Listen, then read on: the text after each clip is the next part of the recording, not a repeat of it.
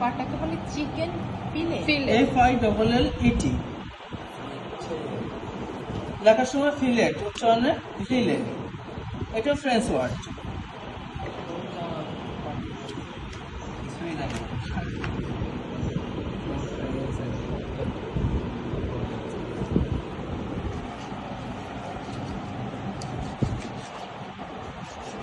এটাকে কি বলে? Leg piece. Leg piece. আর এটাকে বলে ড্রাম স্টিক। শুধু এইটুকু এইটুকু। এটাকে কি বলে?